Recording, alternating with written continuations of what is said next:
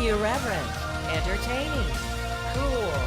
You're listening to LA Talk Radio.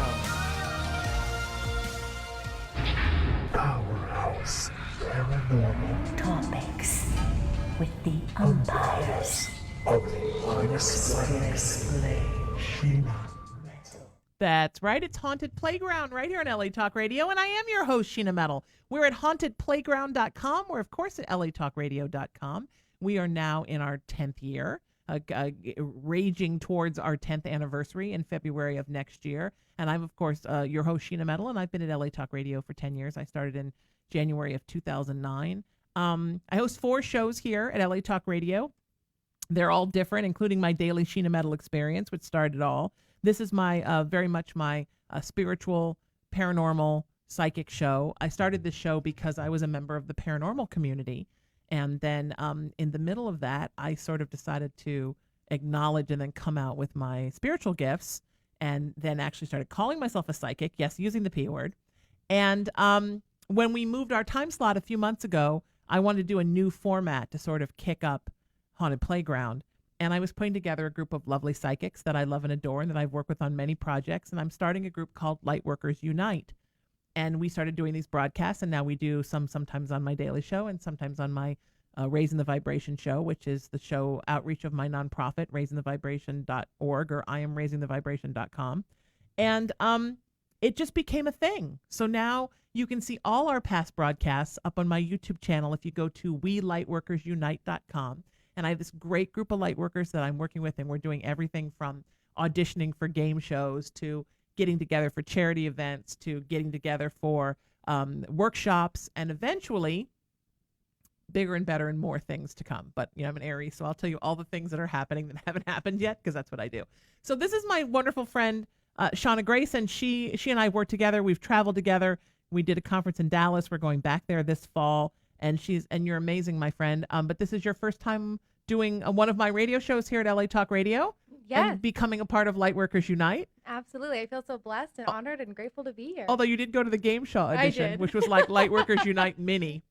But it's fantastic to have you here, and this is fun. So basically what we do is we do on-air readings, healings, spiritual counseling, and just help people and talk to them, because I think most people just need someone to talk to. Absolutely. Absolutely. And there's no pressure. It's not like calling Miss Cleo. 1-800 now. He's cheating, Mon. He's cheating. No, we're not going to May say she that. be blessed. Oh. But, I was telling and I were talking before this, there's a specific type of light worker that really fits into Lightworkers Unite for me. And I like the name Lightworker. I think that's sort of our general topic, our general umbrella, because people use so many different names like, intuitive, empathic, channel, clairvoyant, clairsentient, clairaudient, healer, counselor. I mean, so many different things. It's nice to have just one word that we all fall under. And I like Lightworker because I just think that's really what we do, right? We're spreading light and we're growing light. Absolutely. And, it's funny that you share that, because just as how in my cosmology and what I teach, how everyone is intuitive. It's just a matter of how does intuition come through Absolutely. for you. Yeah. Same thing with any type of practitioner or any type of modality that you use. If you're someone whose heart is all about, bringing more light into this world, helping to shift, bring more awakening, and it's perfect. Yeah. And I don't know about you, but because I think we probably were coming out of the closet about the same time as Lightworkers, although I'm much older than you, so it took me a lot longer. It's interesting how you really learn when you come into your own as a light worker, when you really step into the light, you really learn who belongs in your life and who doesn't. Because there are people who, they're almost like allergic to the light, and they are just not about the fact that people are like, you're doing what? Are you still doing red carpets? And I'm like, uh-huh. Are you still interviewing celebrities? I was like, uh-huh. But wait a minute, you're just helping people? Like, what's that about? Like, if you have to ask me, what's that about helping people, maybe you don't belong in my life. Absolutely. But you really find out, especially because we both come from an entertainment background of being actors and artists first. And still, when you add this into your life, you really learn that it kind of never occurred to me until I started doing this work full time, that every artist didn't also consider themselves a light worker. Because I didn't know that I was a psychic per se but I always considered myself somebody who was working for the light and using art and laughter and radio to make people's lives better. But that's not true. Everybody doesn't want to devote themselves to the light. That was kind of an ass kicker for me at like 49, because I'm an Aries and it takes me a little longer, Shauna. No, You're an Aquarius, so you grow a little faster. But in some ways, but I do have an Aries moon, my friend. So Aries are like, ow, that hurts. Ow, that hurts. Ow, that hurts. Is that how you are emotionally with your Aries moon? yes, 100%. Are you psychic? I think you're feeling me on that one. I'm totally feeling it with my psychic. I'm gonna get my turban and put it on. Yeah, Oh, I mean, my it's so Aries learn by batting our head into something and then saying, oh, maybe I shouldn't do that again after the 15th time. Well, it's interesting you say that about artists, because for me, what I've noticed, where especially with artists, on whether they are aware of it or not, who definitely can fall into the category of light worker, they have a very clear understanding as to the why they're creating their art, why are they putting it out there. And often they're when you hear, an artist talk about, their artist statement, be it as an actor, as a visual artist, et cetera, whatever it is, they very clearly always connect it to something greater than themselves, where they're really wanting to make a difference or to help, show society an aspect of itself, through their art in order to make change. Yeah, absolutely. And I just assumed that was what every artist wanted. It never occurred to me that there were artists that didn't really care about that, or that when I founded this movement of peace, love, kindness, and unity, my Raising the Vibration movement, there were people that would say to me like, so what is this peace thing? Yeah. I would think, wait a minute. I thought every artist was fighting for peace. No. I just assumed that was what everyone was doing, and that was why you wanted to be an artist, to make the world a more beautiful place. Yeah. That's not true, though. Yeah. And I think that that's a lesson that I talk about all the time, because I think it's important for those of us that walk in the light to realize that you can't worry about those that your mission is not their mission. You have to just keep doing your mission, keep being you, and keep doing your thing. And everyone has their own journey. Exactly. And people who don't resonate with light and peace and love and kindness and unity and beauty and raising the vibration, okay. You can't take it so personally. That's another Aries thing. We take things very personally. Yes. Is that hard for you in relationships? Do you take things? Oh my goodness. That Aries moon. I'm full transparency to all your audience members. I teach on empowerment. I teach and specialize in working with empaths, all that good stuff. Yet I am very aware of a deep-rooted codependency habit of my past. Oh, yeah, and I so have that too. Welcome to being an Aries. Yes. We're so attached. Is that where it comes from? Because thank you for sharing that with me. Yeah. Okay, so this is my thing. So weird. If I could still be best friends with my first best friend from infancy, and if I could like be with this, if I had fallen in love with somebody when I was 16 and they were like the only person I'd ever been in love with, like if it worked and it was wonderful, I would be okay. Like, I don't need to stray and try things. I'm only not in that situation because those relationships didn't work out. But if they had, I would be fine. Like, I think Aries, because we're floundering in the zodiac babiness of our toddlership, we're always seeking stability. So when I find when I don't need to be like one of those people who's like, God, I could never be with somebody for a long period of time because what about all the other people? And I'm like, if I had the right person, I wouldn't even care. Right. So I think that it's been something I've had to learn that not everybody has that Arisian thing where we're very codependent and we have separation anxiety and we're always seeking stability. We're always looking for something to ground us. Yes, and sometimes you have to be able to put yourself first.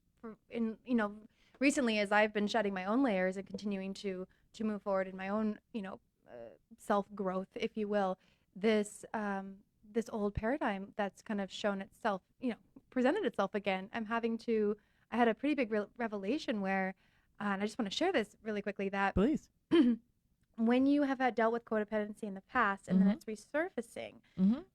A lot of times especially with personal relationships, I have in the past, I've had a hesitancy to like kind of put up a little bit of a block in some ways. And it wasn't because I didn't care for the person, but it's because I need to get my own stuff together to be able to be healthy and in a place of openness while owning my own autonomy in a relationship versus just automatically going into that old habit, even if it feels more comfortable of, putting especially in romantic relationships, the other person before yourself, because if they're good, if they're happy, then that's going to make you happy, and that's not healthy. Yeah, I can't do that anymore. No, me neither. I'm over it. No. And so No. I'm a firm believer in, owning your power, and it's, we have to be willing to walk the walk, and it's okay for us to acknowledge the areas we struggle. You Absolutely. know, and the key then becomes, are you willing to make little baby steps or whatever it is, find your unique access point, as I often call it, into healing that area. Absolutely. You know, when my mom died, and my mom was like, you know this because we're friends, but my mom was my soulmate. I mean, sometimes I wonder if I've never had like a soulmate love relationship in this life because she was so much my soulmate. Yeah. And when she died, a piece of me died. Mm-hmm. And that piece will probably always be dead. And it's interesting because that's when I started my psychic work professionally, mostly because full-time, mostly because she came at me from spirit and screamed at me to do it in the gentlest of Scorpio ways. But I think it's that as scary as that sounds, that a piece of me died, it was actually a good thing because it gave me just enough numbness to be able to keep enough distance to deal with clients and people's problems and not get myself so invested in it. Because I used to always say, because my mom was a therapist and a teacher, and my grandmother was a psychologist, and I used to always say I didn't go into the family business because I would have taken on everybody's problems. And I would go home at night freaking out about everything I'd heard in the office during the day. Now I have just a little bit of an ability to separate myself. There's a little layer of numb now. Yeah. So I can deal with people's stuff and let it go so that the next hour I can reset and deal with the next person's stuff. You know, it's so amazing that you share that, Sheena, because number one, I knew about your mother and I knew the connection, but I didn't, the way you just explained it makes so much sense because not a lot of people know this, but my father died when I was 19, and I don't usually. We're both crying. Welcome to Lightworkers Unite. No, I'm crying. Now Shauna's tearing up. Yeah. Well, and my father was, and I don't normally say this, but yes, I know he was a soulmate of mine. It's absolutely. a soulmate doesn't have to be somebody that you're We have romantic many, with. right? But Yeah. there is a certain type of relationship, and of course, you know, many people love their fathers and other people don't, and so forth. But his and my relationship was very special, and of course, this doesn't take away from my relationship with my mother either. It just, you know, it is what it is. My mother and I are also very close. But when you talk about that numbness, after he passed away, moving into college, when I was in college, you know, yes, I ended up going through some pretty life-altering traumatic situations, but yet I think from that, I can see how there was a little bit of a numbness that also came up, and that's when I had my own spiritual coming out of the closet. Mm-hmm. Yeah, So. I think that spirit decides when you're ready. Yeah. And I just think I wasn't ready. I wasn't ready to handle it. And it's also helped me because when you, I mean, I don't know, I'm sure you feel the same way, but I mean, I've been an artist my whole life, an actor, director, producer, writer, comic. I mean, what haven't I done? And I've never been a professional dancer. Are y'all shocked? I mean, I think I've always been told that I'm very good at what I do, and I've had a lot of success at what I've done. But it wasn't until I started doing this that I really felt like I stepped into the sweet spot of my life. Yeah. And when you step into that spot and you start to really excel, and that can be for you all listening, it can be a career thing, it can be a spiritual thing, it can be a relationship, when you feel like you've really come home. And it's kind of a bittersweet thing that I felt like I never really came home until my mom died. And that's something that sometimes if I try to wrap my brain around it too much, it gets weird. But all I can tell you is that's how it is. Yeah. She had to sort of give me that last push out of the nest as she left. I've lost a lot of people in my life because when you really get where you belong, I think we do a lot of talk, especially in our business, about fair weather friends, but there are also foul weather friends. Yes. There are people who are great while you're miserable. But when you really hit your stride, then you start to lose them, because I think that a lot of people don't know how to be happy, and they don't know how to be successful, and they don't know what to do when somebody around them really feels like they've been filled with this sort of euphoric joy, which I pretty much feel every day. Oh, absolutely. And thank you for sharing that, because I think as so many people are going through their own awakening and their own, realizations about themselves and connecting to that beautiful divinity that is within them. And that being said, there's this thing that happens where when you're really taking action and you really are transforming yourself and you're doing what you need to do for you, the dynamic in every relationship changes, some more than others. And there will be friends that will be able to encourage you and cheer you on. But that phrase, foul-weathered friends, we can still love them, but you will know who that person is when you start to really own your boundaries and you start to really put yourself first in a healthy, loving way that causes harm to none. And all of a sudden it's like, oh, wait, but why are you doing that? That's too much. That's too far ahead. And they start to, unfortunately, this has happened to me, and I still love these people very much, but it's not an exception to the rules. If, for me, I also speak a lot on boundaries, right? And it's so important for all of us to have boundaries. But something is BS when someone encourages you and others to have boundaries and healthy relationships and their own empowerment, but yet they push and they do not respect your boundaries when your boundaries are a no to something that they want. Mm-hmm. Mm-hmm. So. Yeah, that's very true. It's something that's really, and I say this because I think that so many of our clients are coming into their happy place. Yeah. And I thought when I came into my happy place, everything would just be happy. And there's still the process of dealing with people, and people are in their varying degrees of happy place. Yeah. And sometimes your happy place and their unhappy place are not resonating. Mm-hmm. And a lot of people allow themselves to be filled with jealousy and greed. And, I hate to get biblical, but there's things in the Bible that make sense. There's things in every religious doctrine that make sense. There's something about the 7 deadly sins. Mm-hmm. Now I'm not saying if you have any of those things, you're going to hell, but I am saying that these are things that we need to watch out for in ourselves, because these are things that block our path to the light. Vanity and greed, and I kind of like lust, but if it's getting in the way of your path, no. People coveting things. It's one of the commandments, right? Don't covet. And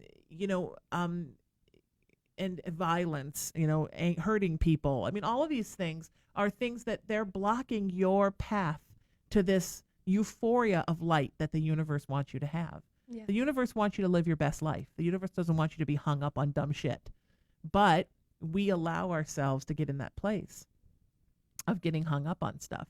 Yeah. And so when you start to free yourself of all of those entanglements, it's not unheard of that folks that are still wrapping themselves up in that will get upset with you.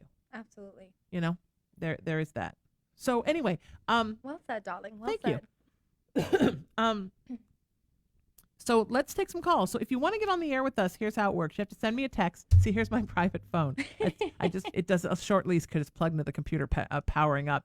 818-437-0886. That's 818-437-0886. And then we put you in the system and we call you from Skype. So we are going to call Sierra now. My spiritual practice, IamRaisingYourVibration.com and SheenaMetalSpiritual.com. And you can find us both on all social media platforms. Shauna, where are you on social media? What's your social media? Well, of course, handle? I'm on Facebook and Instagram, but my handle on Instagram is @the Shauna Grace, SHAUNA. I'm a U. Shauna. Is that Twitter too? I believe so. Oh, okay, wonderful. See how easy that was? Yeah, and Facebook, you just look up, Shauna Grace, the Shauna Grace, you'll find me. Sierra, welcome to the show, my friend. How are you? Hi, I'm great. How are you? Wonderful. It's so great to have you here. Yes, thanks for having me. Say hi to Shauna, and how may we help you? Hi, Shauna. How you doing? I'm good. How are you, love? I'm great. I'm just calling just to, I watched your show yesterday. I got really interested in it. Uh-huh. And I don't know if you could just somehow get a reading off of me, or if I'm giving off any vibes, just to kind of see what direction my life's heading right now. I kind of could go, I'm not attached or tied down anywhere, so I'm kind of could go anywhere. I'm like a free bird right now. Yeah, But untethered. I'm not sure exactly what to do. Yeah. You're in a huge transition right now. Yes. And it's almost like you're sort of feel like you're free floating in space, kind of, ass over tea kettle. Like you're things are happening to you so fast, and you're growing and you're evolving and you're expanding so fast that it's almost a little stunning to you. It's like making you a little gobsmacked. Yes. Yes, that's definitely true. So I think the lesson is, I'm sorry? No, I was just going to say, it feels like everything's falling into place, whereas in the past, things haven't, but now everything, without me even trying, just seems to be happening the way it's supposed to be happening. Yes. Which has never happened before. Yes. That's you being on your path. Absolutely. And this year in particular, if you don't mind me jumping in, Sierra. No, please. Is just yes to everything Sheena said, and just to add on to this year in particular for you, it feels it really is one of those extraordinary transformational years. And it's a year that if it works, if you work it. So with you taking action and allowing yourself to go through these transformations, like keep going. You are on the right path. Let these moments be absolute validation, not only that you are doing what you're meant to do, but even moments when it feels a little scary and it does feel like your ass is in the air, if you know what I mean. Like you keep breathing. Remember to breathe, feel your feet, and say yes, because again, it works if you work it. And those who are really putting in the conscious action, allowing themselves to trust, to take action and just trusting themselves, right? I feel like this year for you as well, you really are building a new level of self-trust and being able to say it's safe and it's okay for you to listen to your gut, to allow your intuition to start to expand. Does that make sense? Yeah, that makes perfect sense. And I feel like in the past, I was a people pleaser. I was always doing things to make other people happy. And if I didn't, I felt guilty. Whereas this past year, I've been putting myself first, but not in a selfish way, but in a healthy way, you know? Absolutely. I always say, you know, when you honor your boundaries, you teach others how to do the same. And you have such an empathic energy. I've definitely I feel your empath vibe, boo. And seriously, I feel it, and I love We're it. feeling your psychic juju, Sierra. It's totally it's totally opening. And one of the things that what I'm feeling as well with as I just tune into your guides a little bit as this is coming in. If you haven't already explored that, I would really encourage you to look at how your intuition does come through. For you, I really pick up a lot of claircognizance and, of course, the clairsentience. Now, are you familiar with those terms? Yes, I am. I actually, a couple of years ago, I had a near-death experience, and there it is. I wasn't supposed to make it through. I was actually in a coma, and I wasn't supposed to ever come out of it. But I came out of it only a week later with no damage at all, brain damage, physical damage, anything. And since that day, I always felt like I was intuitive, and I've always felt a little bit different.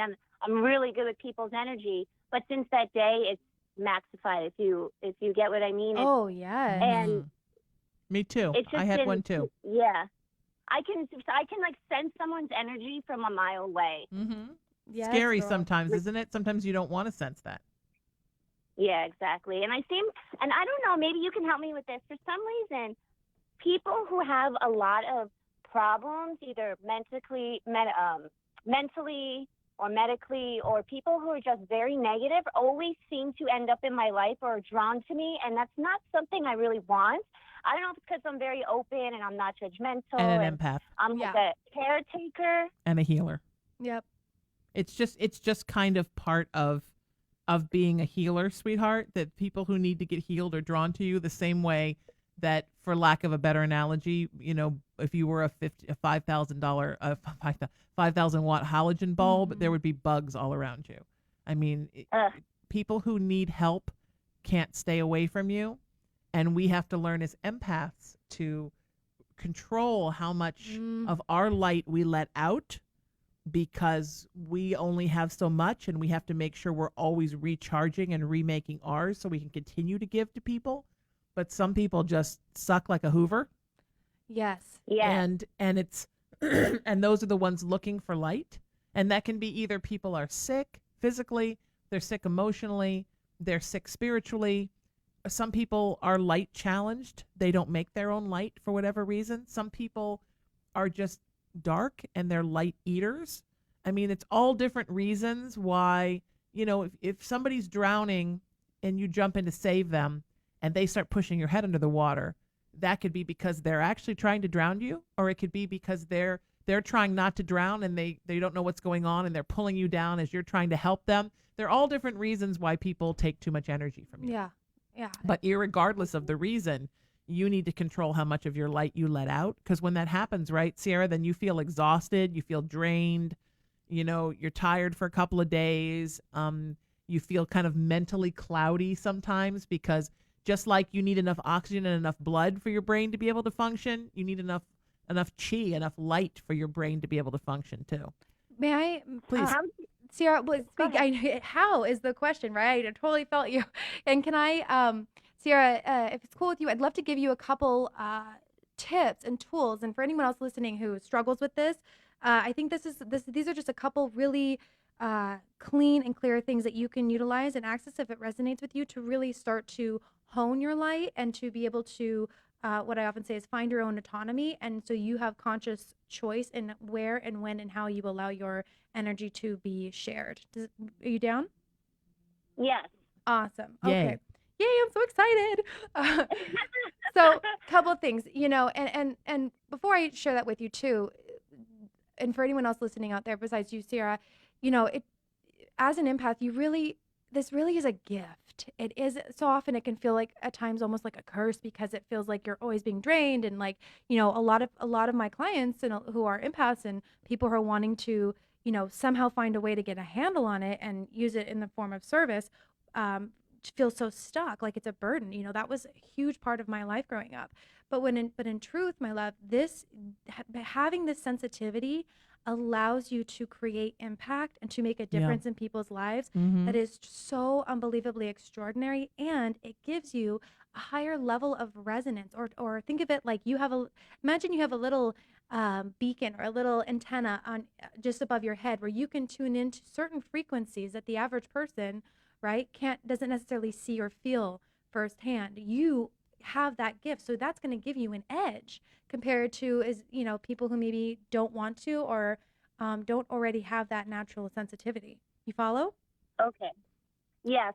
And so one of the first things is, especially if you've had a day where you've had a lot of people pulling your energy, or you feel like you're pretty drained, or especially if you're feeling like your brain's a little foggy, couple really quick ways to clear, and then I'm going to show you how to hone and maintain your energy. So number one, what I like to do is I imagine dropping a cord, a grounding cord. Imagine just from the base of your spine, just drop one straight down into the earth. Boom, just send it straight all the way down to the middle of the earth. So your spiritual body is staying grounded within your physical form. The second part, and this one I find to be very, very helpful, and I share this a lot, is with both feet on the floor. Feel the soles of your feet on the floor, right? And then go ahead and imagine from the soles of your feet, slowly start to grow beautiful tree roots of light. Really visualize beautiful tree roots. And you can even see them gently twisting and turning as tree roots do. And I often, if I'm feeling the need to be a little more rejuvenated, I might actually see these tree roots as a color. Often I do green and gold for healing, as well as unconditional compassion, that kind of golden abundance energy as well. Or if you're someone who naturally kind of goes up in the air, see them as actual tree roots and just send them all the way down. Keep sending them down, down, down, down, down, all the way to the center of the earth, really allowing you to ground. And as you send these tree roots and you feel they're pretty well connected, then I want you to take a nice deep breath. And then as you exhale, just imagine just as if you were literally like dropping and just releasing any excess energy, any psychic debris, anything that's not yours to carry, and literally send it through into those roots, down into the earth to be transmuted and actually feed Mother Gaia energy that she can then utilize to heal herself. And really just send that down. And sometimes too, this one's really funny. I find some humor in this. With that base, from the base of your spine, when you've dropped that golden cord or that grounding cord. Another great one, if you're feeling still a little stuck, take a nice deep breath and then imagine just dropping it from there. It kind of feels like you're expelling a little bit, similar to when you use the bathroom, only you're doing it with energy. Oh, it's great. It's super fun. You're basically just shitting energy out. You just shit it everywhere. out. Yeah, just let it go. Let it all energy out, baby. And it's kind of funny, like if you just imagine taking a deep breath, and then you just drop it down, you will feel a difference. And yeah, it makes you giggle. Let yourself giggle, because laughing connects to joy. And then for me, I also work a lot with angels, so I also call upon my personal angels to please remove any lower vibrational energy, earthbound thoughts, thought forms that are not in alignment with your highest good, or just all period. I often use the word psychic debris, which is just kind of like excess energy. Literally, it looks kind of like dust, which we all kind of collect, especially when you're in public places and you're not fully, if you're not honing your energy a bit. Anything that's not yours or in service of your highest good, I literally imagine just like either angelic scrubbing bubbles going through, or a big net of light going through and removing any of that, and seeing it just be gently collected and brought up into the sun to be transmuted into light. It's beautiful. I see it like a squeegee. Yeah. Wow. like a big, like a squeegee, just going across a window and getting everything and going across horizontally. I call it a horizontal scrub. I Yeah. love it. Yes, it's exactly what it's like. Shauna's so right. Oh, it's so good. And Sierra, can you, I don't know if it sounds, did you do that with me as we talked about the roots? Did you feel a slight difference? Yes, I did. Or a big difference? I do. I need to start doing that more often. Yes. I have a joke with my friends, like whenever, like, you know, we'll bump into someone who's negative and you just like feel like they suck the energy out of you. I'm like, I have to go stage myself. Yep. Yes. Yeah. My mom used to say some people just suck the energy out of the room, suck the oxygen out of the room. That's what she used to say. Oh So my true. goodness. Yep. And you know what, and what I found too is, you know, with those people or someone who you come across, just, you know, bless them. I just feel like may they be blessed. Yeah. You know, but you Namaste away. you keep you don't have to, you are not obligated to allow your energy to be utilized in any way that you don't choose. The other quick tool I want to give you, and for any of the empaths out there, because I know this pertains not just to you. After you've done the clearing, I want you to just tune into your aura. Just visualize how large it is. How far does it go? And my favorite, this is one of my favorite things, is especially if you're going out in public or you're going to be anywhere where you're going to be seen or kind of need to kind of own your own energy. Imagine holding a fishing line, like a little fishing rod, and just after you've kind of taken an inventory of how far out your aura is, very gently start to imagine, and I literally will do it with my hands as if I'm holding a fishing line, gently start to reel in your aura. Reeling it in, nice and slow. Ask your angels and guides to gently balance out any edges. Remembering to breathe, reeling it in until maybe it's about a foot away from your body. You can do a little bit more if you want, but just finding that comfort zone. Usually I find that place where I can just feel the edge of my breath. And then reeling it in, concentrating, and you're not losing any energy. You're actually gaining your energy, like a concentrated sauce, like a reduction sauce, if you will. Even you're just bringing in the energy all the way. And then when you feel like you have your aura fully reeled in, any parts of you fully transmuted and healed, and again, reeled in all the way to about a foot and a half away from your body. Breathe. Reeling it in, beautiful. And when you're at that place, you know, I usually close my eyes when I do that. Then when you gently open your eyes and just kind of look around and just see how you feel. You might feel more balanced. You might feel, usually you might feel a little more grounded. A lot of people, especially empaths, might notice their eyesight looks a little sharper, almost like your eyesight became a bit more HD. I don't know. Can you, if you look around, do you see what I'm talking about? It looks a little more HD. Yeah. And I feel so much lighter. Yes, a lot girl. lighter. Yes. I love that. And I'll tell you, Sierra, why that is, why you feel lighter, why you literally, your vision is more HD. It's because not only have we cleared away the debris out of your aura, but you are literally now seeing the world through your own energy. Yeah. And it's cleaner, it's clearer. This is also great, especially if you are someone who is wanting to develop more of your clairvoyance or your mediumship or psychic abilities. This is an absolute great tool to really get clear so you can have the beautiful clarity that's going to be most supportive to you. And then when you go, what's the other cool thing? I'll just throw this in, Sierra. When you go in public, after you've done this, you'll notice too, if you want to do additional layers of protective energy, you can, like purple or, you know, whatever your way of kind of putting your own protection out is great. But you may not even have to do that if you don't feel the need. Why? Because when you've concentrated your aura is no longer going through other people. It's literally moving past. And because of that, you've literally created your own universe. And you don't have to do necessarily a bunch of layers. Now, I still do for myself, especially if I am going into a place where I know I need that, or if I'm doing a clearing. But you can start to experiment what feels right for you. Finding your way in the end is absolutely what's meant to be. Your way will be what is. Do you follow? Yes, I do. That's great. You've been really helpful. Oh, wonderful. I'm so glad. And you know what, sweetheart? Everything's going to be okay. And remember that you're making your way. Everybody's path with their gifts, everybody's universe of their gifts, periphery of their gifts is their own individual thing. And there is no wrong way for you to do it as long as you stay in the light. Yes. So whatever works for you, however you do it, and then however you teach others to do it.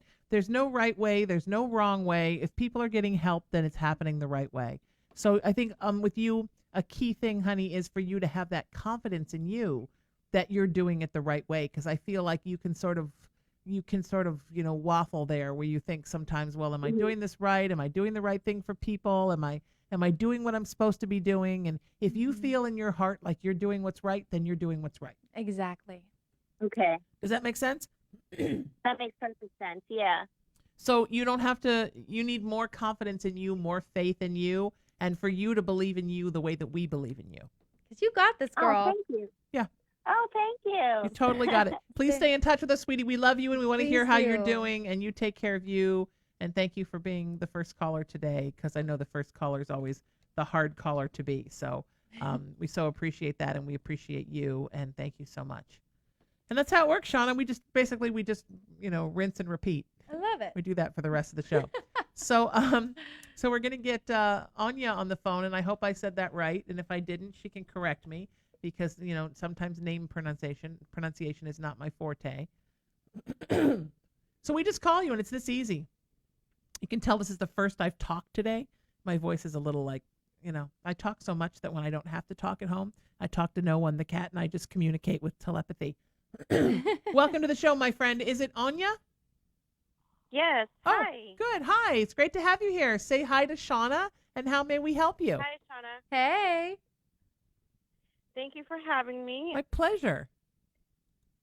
My question is in regards to a possible court date that I have coming up over the summer to see my 8-year-old son. A little bit of background. I was Please. divorced back in 2015, and my ex has taken me to court once a year, every year, and it's been every time I go to court, it doesn't go in my favor. I've lost joint custody. I've lost a lot of visitation, and it's been a struggle. So I haven't seen my son in over a year and a half now. So I'm going back to court to ask to see him and to straighten some things out in the court. And I'm wondering if you could see anything with that, or my relationship with my son. Yeah, I'm just kind of taking a moment to tune into your... Let's talk for a minute while Shauna does that about your relationship with your ex. Man, it's tough, right?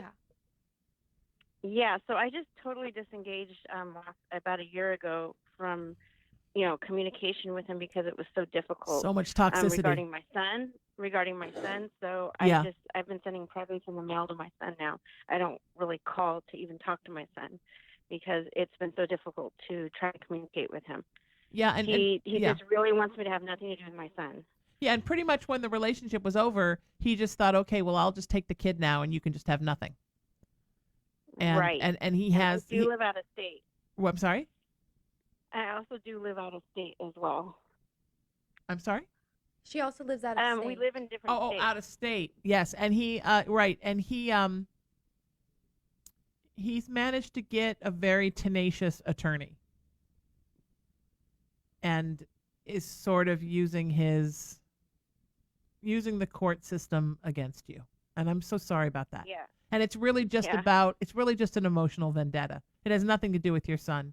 It just has to do with him wanting to have you not Control. see your son. Yeah. That's all it is. And I'm so sorry that you're stuck in the middle of this, sweetheart. Yeah, and the other thing I'm picking up on, if you don't mind me, just going along the lines of your question, as of right now, as I'm tuning into your energetic timeline, it does feel like this next date, it does feel like the outcome may be, it feels like there is going to be a positive shift your way. The other thing too, it feels like you've made some changes where you have some the way it feels. I'm seeing paper, which for me is often a sign of like evidence, where you've also made some changes in your own life, which it's kind of, because of those, it would be very difficult to, in my mind anyway, to deny something. Now, of course, for legal reasons, neither of us are lawyers, so you Right, of course yes. want to confirm and speak to your attorney Yeah, about all I'm of these definitely things. not a lawyer. No, yes, but as of right now, it's like it feels like it's going to be better. It definitely feels like there's going to be a shift for you. Also, as I'm tuning in closer to this date, really see yourself being given given a yes. And I'm seeing with not only visitation, but also it does feel like there's going to be more of a compromise this time. Because it is really important, of course, not only for your child, but also for you, and with that being said, have faith, because you've made changes to your life. So I don't know if you had maybe an issue with addiction or something. There was something that he used that obviously made the circumstances be what they are now. But make sure you're giving yourself the credit of the positive changes you've made for yourself, and that you really are worthy of standing up for your rights as a mother and your rights as a human being, and of course as obviously a woman who's worthy of being heard and seen. And so, first off, did you hear what I'm throwing down, Boo? Yes, Yeah. I'm here. I was going to say the same thing when my throat got so weird when we started talking. It's because your throat chakra is so closed because you feel like you're not being heard, like nobody's hearing your voice. Like you have an inability to speak and you're not being heard. Does that make sense, honey? Yes, and because of the last couple of court dates over the last few years, I have even more of a fear built up because I tried to speak my truth and it just wasn't heard. His side was heard, and it was like done deal. Whatever my ex said went. And so, but this time I'm coming back to court. I've got a good lawyer this time. Good. Yes. I'm hoping it's a good lawyer. Yes. And that's what it's all about, my friend. That is what it's all about. In this situation, that's what's going on. He just had a trickier lawyer. He actually represented himself. Really? He's tricky. Yeah. So he's the tricky lawyer. Well, he's the tricky person. Good. Then your lawyer will know how to get through things that he doesn't know about. Yeah. He's if I may say, and if I'm speaking out of turn, just let me know. But he's very narcissistic. Yes, that's one. I was, I had the narcissistic empath relationship. I realized of course. When I was divorced. Yep. I'm like, no more. I'm done with this. Yep. And you dealt with a lot of that abuse when you were in the relationship, and you're still dealing with the abuse because narcissists just can't believe that you're not being their puppets anymore. Yeah. And so you're being punished for not being his puppet. You were supposed to chase after him for life and beg him to be with you, even though he was like, no, go away. And then you're supposed to cry and I can't live without you. And you didn't do that. You moved on. So he's going to take the thing that means the most to you to punish you. You're not, there's no need for you to be food for someone. Because that's literally the energetic dynamic between empaths and narcissists. You're a snack. Yeah, and it's I'm glad I can say that. I'm glad I can say bullshit on your show, by the way. Oh, yeah. Yeah, I'm so grateful and for that. things like narcissists just want to eat you like a snack. It's true. I was a narcissist snack for almost 12 years. That was a really, I was a good snack. Yeah. But it's true. And then when they try to take away from you to punish you for being independent and for not needing them anymore. Yeah. It's a creepy dynamic, but it is what it is. And so you're going to get through this because eventually they all undo themselves. It just sometimes takes a little time. Yeah. And Anya, again, I just have to say this, and I hope, let me know if this resonates with you. But when you go back, I just keep seeing there's the changes that you've made physically and or with whatever. I don't know if it was with, a past, emotional or some type of addiction situation, but there's something that you've made, you've transformed your life. Compared if you go all the way back to when this whole situation went down. There's things that you have done to get yourself in a much better position. So you're going back to court not only with a great lawyer, but like really own the shifts that you've made. Do you get what I'm talking about? Does that resonate with you? Yes, I do. And like own so that. Part of that is there was no evidence to be proven. It was just a bunch of talk. And so my older child, which was my other question, she's 19 and not his daughter. Yeah. But I haven't talked to her now for over a year and a half, and her and I fell out, and he was using my situation with her in court, basically. Yeah. Yeah. And there's no evidence. Like my daughter was saying I was abusive, and I wasn't, and there was no evidence to be proven. But based on that hearsay, they knocked down my rights to no overnight stays, and I live out of state.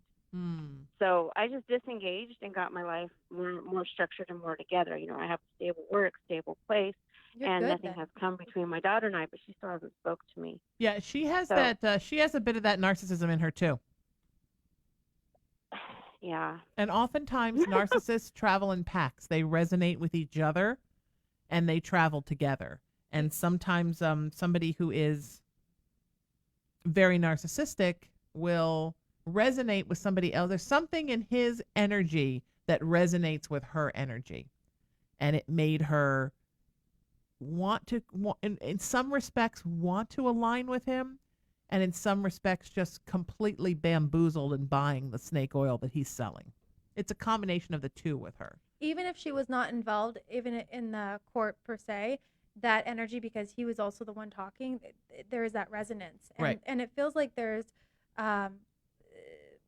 with the, how do I say this?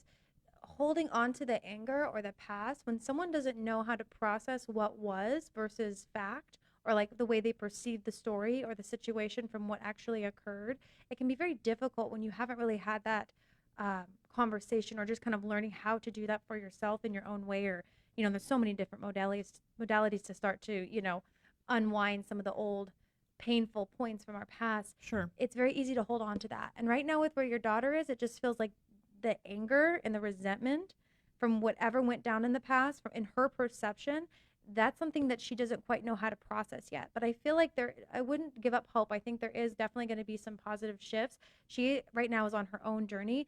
Keep sending her love. Send her peace, send her love. If you connect with angels, or if that's if that's something that you're interested or resonate with, I work a lot with the Archangel Chamuel, who is one of my favorite archangels personally. But what's great about him is he really helps with finding not only the ideal situation or finding the ideal outcome or the ideal relationship. He's also great with finding peace and with conflicts between people and relationship issues. He helps find the path that will bring the most peace to all involved. So, ask Archangel Chamuel if you're down. Be like, hey, Archangel Chamuel, please help with the situation where I can, have healing between myself and my daughter. Help this outcome, in court be the best that it can be. Yeah. Definitely Because she's not like him in the sense that she's not a malignant narcissist. Like she could be helped with boundaries and love and some stuff. She's always going to be somebody where you're going to have to create boundaries with her, but there is a possibility, like Shauna said, for the two of you to have a relationship. Yeah. And part of her feels very bad about what she did, but she's always looking for an enemy. That's just who she is. And he sucked her into that myth and made the enemy you. And that's the thing. A lot of people who are broken and vulnerable and have been hurt and are looking for an enemy, or just have that naturally in their personality. A malignant narcissist will come along. She wanted us to stay married. Mm-hmm. Yeah. So there's that residual energy too as well. Yeah, right. Because she's sucked into she's buying what he's selling. And the judge has been very sucked in too, right? Is it a judge or right. has been very sucked into his stuff. That's why he represents himself, because he knows he can bamboozle people better than a lawyer can. That's why he doesn't have a lawyer. No, not your lawyer. But that's why he doesn't have a lawyer representing him, because he hasn't met anybody that is a better bamboozler than he is. Yeah. You're going to be great. You're going to get through this. Absolutely, Do let us sweetheart. know. Stay in touch, please. Let us know how it goes. And I'm just going to be sending you all of the beautiful love and just healing and me all too, the good sweetie. support. You got this. And it's safe for you to be heard and be seen. And so own your voice, girl. Yeah, exactly. All right. Thank you so much, ladies. I appreciate it so much. I'll remember that. You take care, my so friend. much All right, love. and we're here when you need us, always and always and always, and we're saying prayers for you. If you want to get on the air with us, you just send me a text, 818-437-0886. That's 818-437-0886. Jason is up next, and this is Lightworkers Unite right here on Haunted Playground. And it's LA Talk Radio, of course, and the wonderful Shauna Grace is with me, and we're loving that story. And Jason, you're coming up next, and I love that story. So here we go. Welcome to the show, my friend. I keep the phone down when it's calling, because Skype does this weird little song. It's like, do, do, do, bow, bow, bow. And it's a little bizarre. So we're getting Jason on right now. Calling? Okay, Yeah. that's cool. Oh, yes. The Skype song, always classic. I always have to dance to by myself whenever I'm hitting the call for a client or whoever I'm connecting with. It's fantastic. Welcome to the show, my friend. How are you? I'm good. It's great to have you on the air. Jason Hey, from Jason. Tulsa, Oklahoma. Oh, are Jason, you, I Jason? was born in Tulsa. Really? I was. Where were you born at? St. Francis. Me too. Oh, look at that. Oh, and twins. both my kids. Oh, I Pretty love cool. it. Birth twins. Hey, my dad was a medical doctor in The Tulsa. Pink Palace, right? Yes. Good hospital, or so I've been told. So she remembers from her Yeah. birthday. Yeah. How are you, my friend? How may we help you? Well, I just, I've had a hard time, like the last 4 years, Mm-hmm. and just seeing if you guys feel anything off me, if there's anything that you guys can feel off me Yeah. to maybe make myself go forward. Yeah. You know, I mean, I've had paranormal stuff my whole life, but I just, it's just been hard this time. Absolutely. Well, Jason, if you don't, I'm just going to jump in with you real fast. First off, my heart is out to you and with you. Me too, my sweetheart. my whole body feels, as you were talking, starting to share, it's like I feel like this weight, just like my whole body just got really, really heavy, as if I was like carrying so much energy, so much again. And I feel like because you are energetically sensitive, you, number one, if you, I don't know if you heard that earlier segment, but really start to do some energetic clearing, because you also, like a magnet, pick up other psychic debris, as I call it, just a lot of different energy. The other part about with this situation too is, for you, Jason, it's like I want to literally like reach in and grab you and pull you out from under all of just this like muck. So I don't know if you are feeling like you're taking on so many things, or it's like there's a sense of scarcity energy as well, that I kind of feel that's kind of keeping you in this kind of box. But the thing is, I think you've known for a while, and especially this year, it feels like there's like this calling where you're meant for something greater, and it just all of this debris is like been keeping you trapped. I want to take off the chains. What I'm hearing too for you is like, in order to take off the chains, it's like we really got to get you into loving yourself again. And I know that sounds so cliche and so like so simple, No, it really doesn't. but it's deep. doesn't. It's so deep. Yes, and like you, Jason, it's like there is somewhere in your, as I'm tuning in, like somewhere in your past, there is like one of your big tapes. It's like it's not okay for you to like really love yourself. There's something about you taking on shame and just like things being your fault, your responsibility. It's like anything that's wrong, it's your fault, and that's a bunch of bullshit. It's like we need to clear those tapes, because that's just old stuff. Those are old stories from other people. I got to take on everyone else's problems. No. That's an empath's trap, my friend. And that's the bullshit. You feel that, right? You've operated from that way. I've been the same way, Jason. I'm just gonna totally Me too. Yeah. It's like you feel like that. It's like there's some sort of like obligation, but that's a story. That's something that someone taught you, that you like. If you, in order to survive, which I would bet from what I'm feeling, I don't know if it's connected to your mom or your dad or what was going on when you're a little, but someone very close, where it's like, in order for you to survive, you had to take on responsibility. Yep. Mm-hmm. That you had to take on responsibility for the family, for the situation, for people's emotions, mental capacities, everything. Because if you didn't, then shit would go down. And so in order to survive, it's like, oh, here, let me carry that. Or here, like, I have to be the caretaker and make everyone feel better. But in truth, what's happening is you've made yourself a fucking doormat, excuse me. And because of that, I'll get another radio career, Shauna. It's okay. Oh, I'm sorry. It's fine. It's fine. I'm just kidding. It doesn't beep. It doesn't beep. This is my last day on the radio ever. Thanit's you, Shauna Grace. No, it's fine. You said this was online, right? Like, I feel so heavy all the time. I took care of my mom for a long time, and I had my kids. My daughter was very sick when she was born. Yeah. Sheena, if you get back in your brain, you might remember me talking about her back in the day. I remember you, like sweetheart. 3-4 years ago. Mm-hmm. I know exactly who you are, honey. I can feel you both. Like, I tell you what, man, I moved from Tulsa to Miami, Oklahoma. And, man, I see spirits all the time. I see shadows. You're opening up, sweetheart. And stuff. You're becoming more and more activated.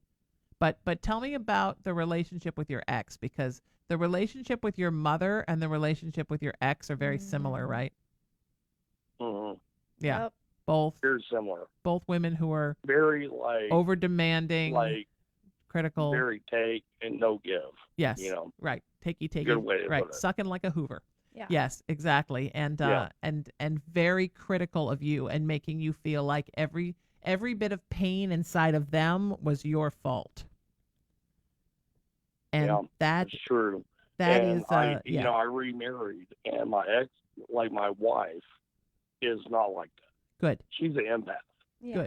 Good. But you have to let the programming from your ex go, because you're holding on to a lot of that. And from your mom, sweetie, you're holding on, Jason, to a lot of that programming. You've got to let that go. And is your mom passed on? Or is she here? No, she's in a nursing home, Mm-hmm. but she has Alzheimer's. Yeah, because If she feels like she's passed on. Basically, she has passed on. Yeah, I was going to say, I was nodding she'd passed on because she feels like she's passed on.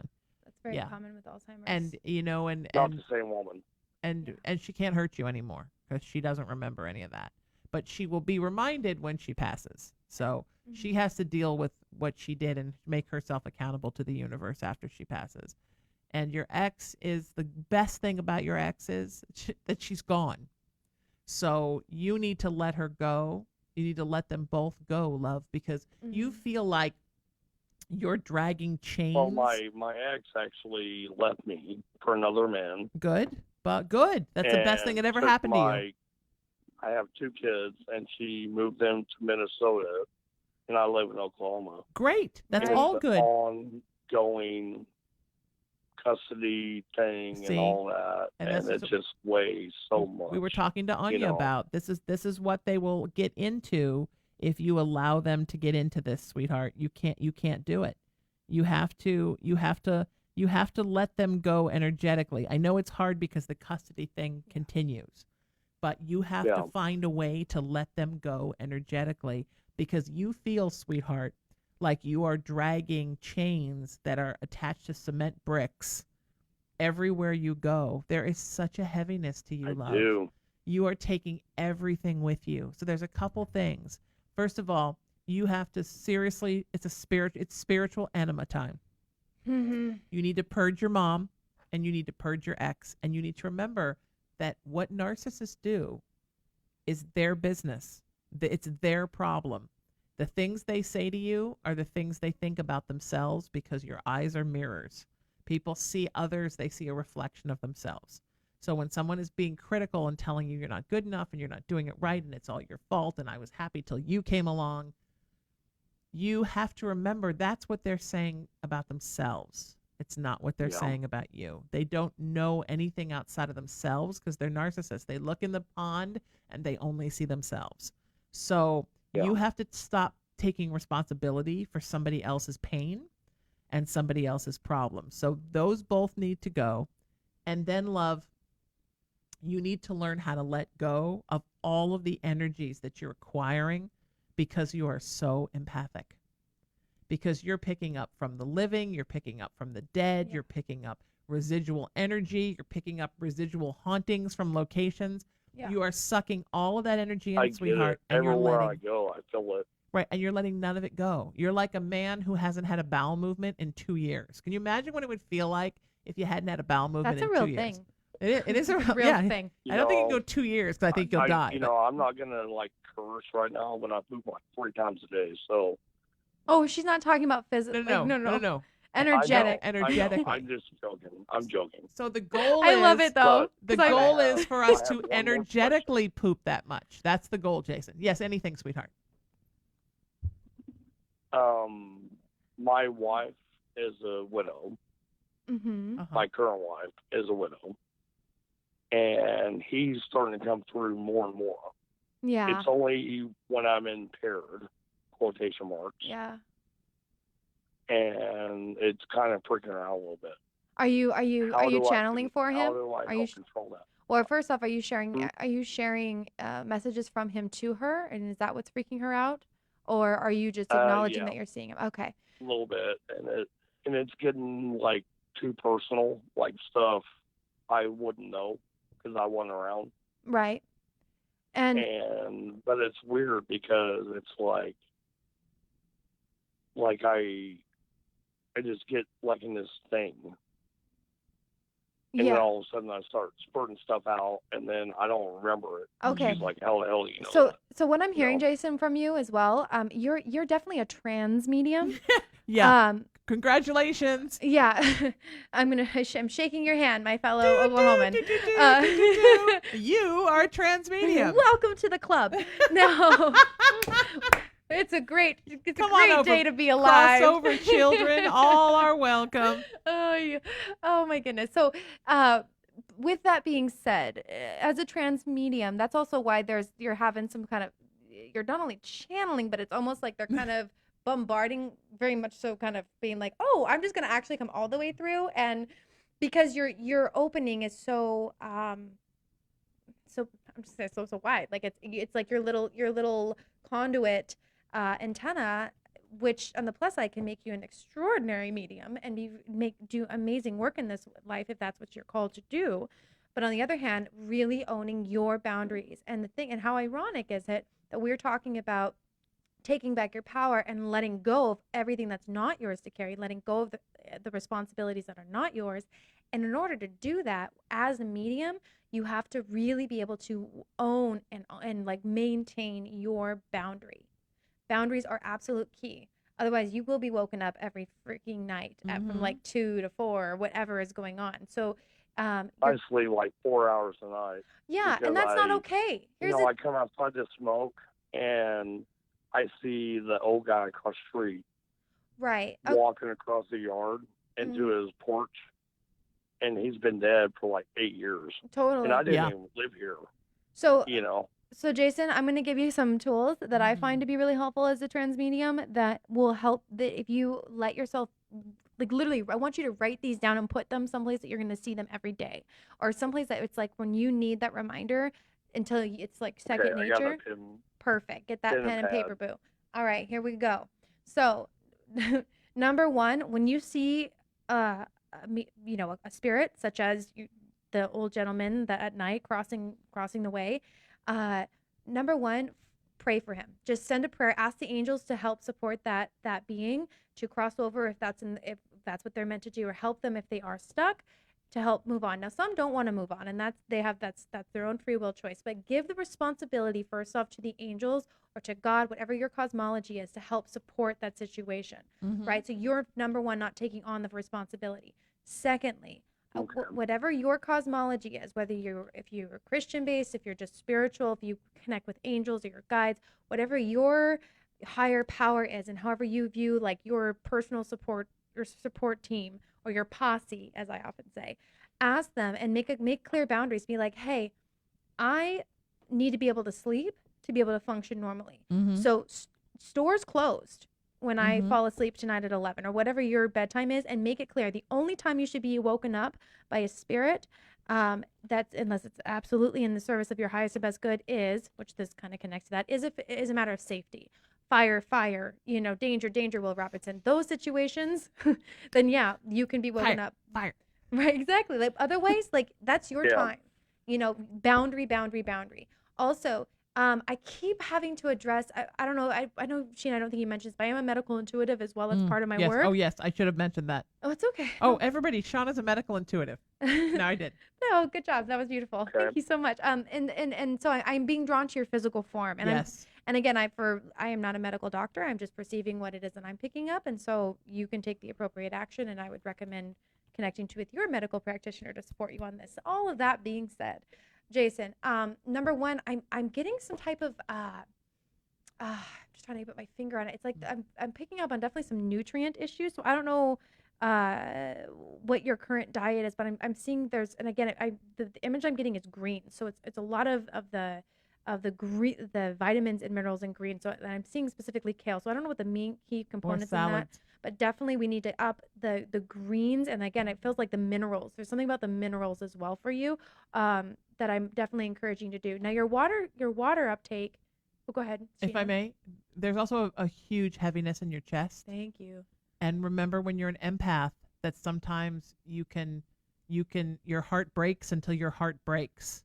So be very careful, because your heart is one of the little empathic creatures that lives in you, in your chest. It's very affected by how much you take in empathically. That's why it's so important that you and your kidneys are another thing. Your kidneys take in toxins and then they push out toxins. And the healthiness of your heart, the healthiness of your kidneys are all about how much are you taking in and how much are you letting go, the injection rate and the ejection rate. It's the same thing with your soul and empathy. Mm-hmm. It's how much are you taking in and how much are you letting go. So there needs to be a balance there so that it doesn't imbalance the kidneys and the heart. Have you had problems with your kidneys and your heart? Never with my kidneys and heart, but Shauna, I have a genetic blood disorder. Yeah, okay, there it is. And I had a blood clot in my leg about 3 years ago. Uh-huh. Almost died. And my, vitamin D Uh-huh.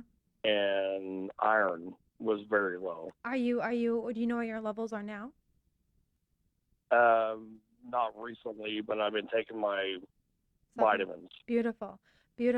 What I would recommend for you, and it feels like you've made some changes, but there's occasion where I do feel like, because the image I get is, and this is just some of the visuals that help me, especially if I'm not like doing a full deep dive into all of this, across from someone. But what I am feeling for you is I'm seeing the image of veins, and for me, veins also connect to cholesterol sometimes. So I don't know what your levels are in that regard. But that it was perfect last time I went. Beautiful. That being said, I'm healthy, with which this, is nice. right. With that image though, what that also for me, and these are just, think of it as like, these are just the way in which I pick up through symbols. So that's why I have to share it with you. It just, for example, everyone has their own kind of toolbox. That also for me connects with keeping any type of process. So healthy in the sense of like whole foods. Now I know you've made changes in this area because it feels like there has been transition in this regard. Yeah. Keep going with that. Also, beets. I'm also seeing a level of beets. I think beets would also be really helpful for you. I'm seeing beets and I'm seeing greens. So for me, I'm seeing kale, and so there's lots of ways you can make kale taste better if it's not your jam. And I just heard chromium. I've just heard something about chromium. Is that that's a nutrient? That's Chromium crazy, picolinate? Yeah, chromium. That is crazy because I've heard that from my doctor in the past, actually. Okay, beautiful. Well, that same term. Then my friend, go eat some chromium rich foods because they just kind of whacked me with it on that one. So yeah, and take a supplement. Take a chromium picolinate supplement. Yeah. Mm-hmm. It's another thing. It's wonderful for your heart. Absolutely. One more question before we get off. Sure. I know you have other callers. Sure, darling. Do you feel anything from my grandpa at all, Sheena? Grandpa's deceased, right? Yeah.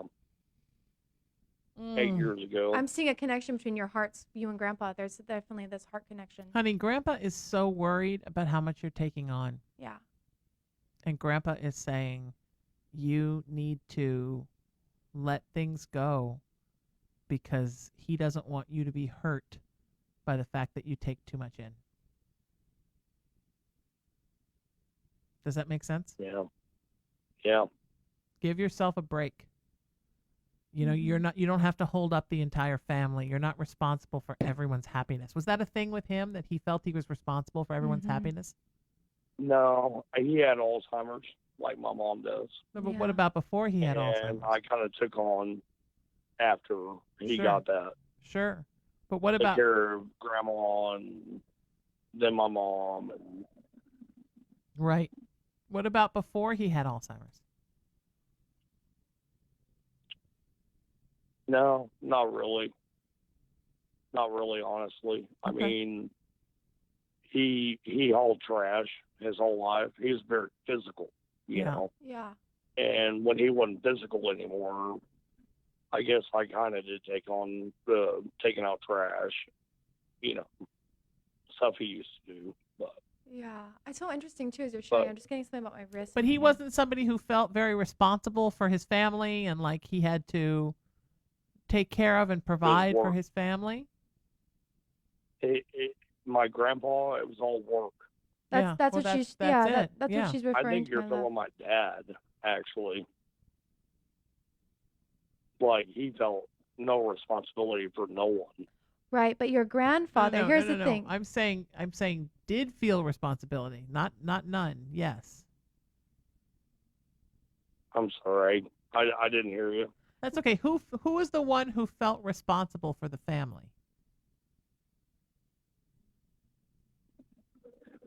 It's your grandpa, right? Honestly, since I was like 15, probably me. Actually, Well, yeah, you. But I mean, Before that. before you, where did it come from? Because I feel like that's the connection you have with probably your my grandfather. mom. Actually, for that, because it was like very Take a deep breath for had me, a very Jason. divided family. Take a nice you know? deep breath in real quick. Will you do that for us? Will you take a nice big deep breath in and let it out? Yeah. Very good. There you go. Beautiful. So with what was coming through with your grandpa, right? And what Sheena was pointing out is, and what I'm feeling as well, which is heart connection, of course, was there, even if you guys necessarily weren't very close. But what that's also showing is, with number one, I have to say your grandpa's doing just fine. He's on the other side. It feels very he's good. He's good. He's actually there's a lot bit more peace, not having to feeling like which is typical, no stress, very happy. He is connected to you, and he's definitely watched over you a bit, but you and him have a similar thing. And I don't know if you saw this when you were younger necessarily. You might have, but he may have cleaned up garbage his whole life. That was his job, and that was what he, was able to do. But he definitely had a sense of responsibility. Like he tried to do the best that he could to support his family. Yeah, that's why he worked all the time, because he was worried he couldn't provide for his people. And he had that sense of responsibility. He retired 5 times when he was 70. Yeah. Yes. So he had that responsibility to the family, and now you have that. So you really got, I don't know if you know that, but you really got that from him. He's reminding us that's where you got it from. Yeah. And I would recommend also and again, I keep seeing this connection. It's interesting, Sheena, between your heart and his heart. And so for me, that also connects with just obviously similarities in what we're talking about. But definitely stress really is a factor, I think, sometimes for you, Jason, or often. And why there's been like this accumulative build. Yeah. And so that being said, stress is always a factor with me. Yeah. And that I feel like is also what's that heaviness and that tightness in the chest. There's also this sense that also can be translated as to low level anxiety, but it definitely can affect the heart. Now, we're not saying anything in the sense of like you have a heart issue by any means. So don't try to breathe. Everything's cool. No, I got you. But yeah, if you put your hand, I don't know if you are watching if you can see the video of this or not, if you're just calling in, but if you put your hand in the middle of your chest. Put your hand in your shirt like Shauna is. In the upper part of your chest. I can't see it right now. I'm on my phone. I was watching it. We're just kidding. She's going to describe it. We're just kidding, I'll describe sweetheart. it for you, my love. Put your hand in the upper center of your chest. So the tips of your fingers are just barely touching your clavicle, but your main palm is in the upper center of your chest. Go ahead and just take a minute to just breathe. And just let your hand sit there. And what this will do, you'll start to notice if you just take a moment and just breathe gently, normally. Your hand just resting in this upper center of your chest. This helps with activating the hypothalamus. And what that helps with as well is literally helps send the signal to your brain and to your body to help it try to find homeostasis. Helps it to calm down. Say, hey, it's cool. We're going to start to find a balance here. And so this is one simple thing. And if you leave your hand here for at least 30 seconds to 5 minutes or longer if you want, but especially if you can do it for at least a full minute, just resting, and you can do this in the car, in traffic, you can do this, waiting in line, just rest your hand. And you'll start to notice things start to calm a bit. Start to find more of an ease. Definitely calming down a little bit. Yes, absolutely. Yes. I was very very hesitant to text and stuff, but yeah, I'm so glad feel you very did. calm now. Yeah, me I know too, that. sweetheart. You're doing fantastic, and we're so with you, and we so love you, and we just want you to be happy. Yes. So you keep us posted on how you're doing. And don't forget this hand thing. Use this anytime. And remember, boundaries, chromium. Boundaries, chromium. Yeah. in hand, and be loving to yourself. You're worthy of this, and it's not your responsibility to carry the weight of the world. Absolutely, Let it go. sweetheart. And just be careful because we want to make sure you stay healthy. So you got to let it go. You bring it in, you let it go. Stress comes in, stress goes out. Energy comes in, energy goes out. Spirits come in, spirits go out. That's how it works. The natural flow of our bodies, it's not just our heart and kidneys, it's everything, right? We take in air, we expel air. We take in food, and then we void. Blood goes into our brain, blood goes into our heart, blood goes into our body. Everything in our body is about what you're taking in and what you're letting go of. And we understand that physiologically. But then emotionally and spiritually, we suck things in and we never let it go. So what if you ate and you never voided? What if your heart took in blood and it never let any blood go? How long till it exploded? What if your kidneys took in toxins and never filtered anything out? What if you did this? You die. You never did that. It wouldn't take long until your body would start to malfunction. So don't do that to your heart, your ethereal heart, and don't do that to your soul.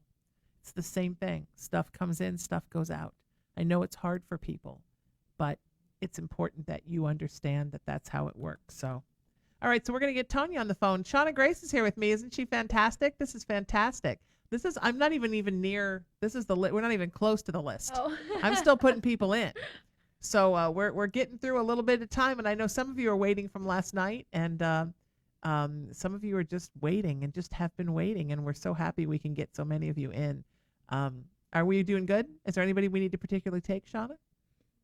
Shauna looked at the list. I couldn't see the list. I just was pretending. Well, let's get Tanya on, and then we'll work from there. She's just pretending to look at the list.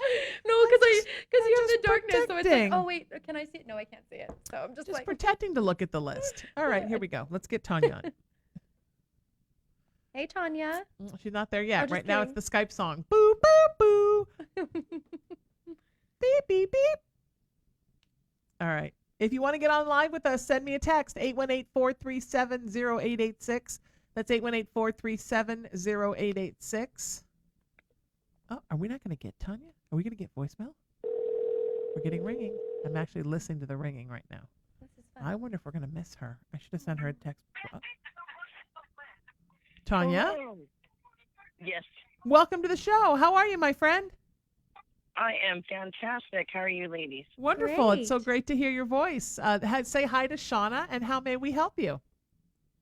Well, ladies, well, you know what? It's hard. You have been such the beacon of such greatness and helping people, Thank you. you know, and I am looking for some guidance, I guess. I have a college degree, but I had 3 surgeries last year, and I am still looking for work. So can Okay. you just get any good signs? I lost my father a year ago from a heart attack. So, so you know, sorry. So sorry. anything good news that we can, you know, progress and move forward. Well, it's all know, good, but right? we should And speed it you're up. you're healing beautifully, right? From your surgeries, you're doing well.